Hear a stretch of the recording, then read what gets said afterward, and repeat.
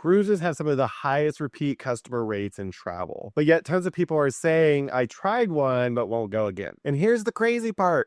Most of these people didn't even have a bad cruise. They had wrong expectations. Today, we're breaking down why first-time cruisers feel disappointed and how we can make sure that doesn't happen to you. My name is Shane with Mapbound, and please let us know down in the comments below how your first cruise experience was. People tend to board a cruise expecting the movie expectation of a cruise and not the real one. A lot of people look at social media to determine whether or not they're going to like a cruise or not. They look at the itineraries, maybe they look at other people's photos, but a lot of times people aren't going to show you bad photos on Facebook. They're going to show you the best parts of their trip. This also includes the paid ads that you see on social media. When it comes to ads, they're not going to show you the bad parts of the cruise ship. That includes commercials too as well. They're not going to show you the overcrowded elevators, the busy buffet line, getting out of the theater all at once. They're not going to show you the bad stuff. They're only going to show you the good highlights of that said cruise. So in turn, this makes people to believe that it's going to be nonstop luxury, it's going to be empty decks, low crowds, and that they're going to instantly get service. But in reality, it's a resort that's floating with 3,000 to 6,000 people on board. So generally, the cruises don't disappoint people. It's the mix-match expectations that do. Now, I elaborate this more on another video. The biggest mistake first-time cruisers make before booking.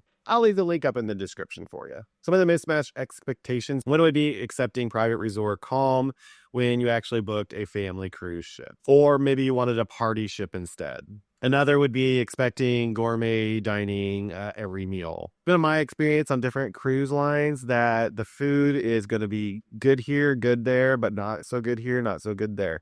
Just depends on the ship.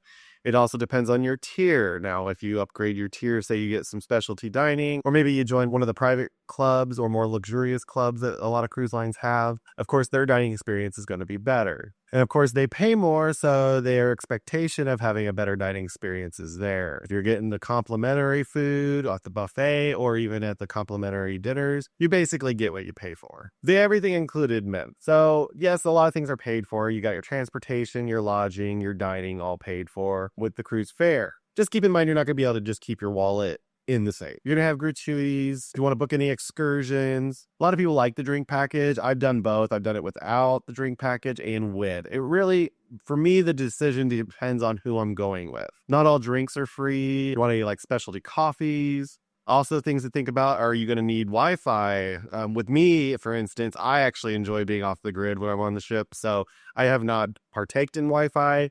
But I definitely look at the packages every time I do, because if it is a good deal, I would do so. So far, haven't found one that I would be willing to pay for. A lot of people like to take advantage of the spa. That's another charge. There's a lot more than what I've just said, but just keep in mind that, yes, the cruise ship's going to try to get your money everywhere you turn. Cruises aren't expensive that way. It's just they're modular. You build your cruise package the way you want to be on the ship. And because of this, a lot of times people feel tricked before they go on the ship, thinking that they're never going to need to pull out their wallet. And again, just keep in mind that the base fare just pays for your transportation, food, and lodging, not the entire vacation. Another thing is just finding the cheapest cruise possible. And one of the big things is a lot of people do this. I was one of them, to test out whether or not they're going to like cruising. Me, I didn't know if I was going to get seasick or not. I did it. That's great, because we went around a couple storms and that ship was moving. The other thing people do is they compare it to hotels and flights to see if it's a better deal to take the cruise. Usually it looks like it is. And what actually happens usually with the cheaper cruises is you're going to usually get an older ship. A lot of times it's going to be a short itinerary. They're definitely more likely to have more of a party crowd. And also your dining experience will be a lot more busy during dining times. The big thing cruise lines do with cheap cruises is they want to use it as a funnel system. They get you on the ship and try to get as much money from you as possible, but not premium experiences. So what this does is it ends up making first-time cruisers judge the whole industry on the lowest tier product. That would be like if somebody who never had a burger before went into a fast food restaurant to get a burger and then judged it by that sole experience, when actually there are so many high-quality premium burgers out there that would be so much better.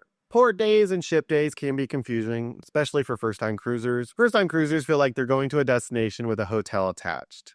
But what the reality is you're actually visiting the ship with destinations in between. There are two types of disappointment, especially when it comes to first-time cruisers. One would be that they feel too rushed. Like 6 hours at a cruise port, for me, that's usually pretty good for me. You can get an excursion done, walk around, enjoy yourself. But some people want to stay at that location longer, so they feel like it's too rushed. Then there is the never let the ship traveler, whether they did leave the ship and just didn't enjoy it, or if they just decided that the ship is going to be their destination and they don't care too much about the port. With this kind of traveler, the ship is the real attraction. Cruises are kind of like a hybrid travel. They're not pure resort, nor are they pure the destination either. They are a combination of the both, which I have to say is one of the reasons I like cruising so much. Also, first-time cruisers don't understand the pace, especially when it comes to like morning arrivals or excursions. When you first get on the ship, everybody's basically doing the same exact thing, which is going to their room and then probably hitting the buffet. Another thing is, depending on the ship, the activities, usually you'll be given a list of all your activities when you get to the ship. Usually, it doesn't usually happen before.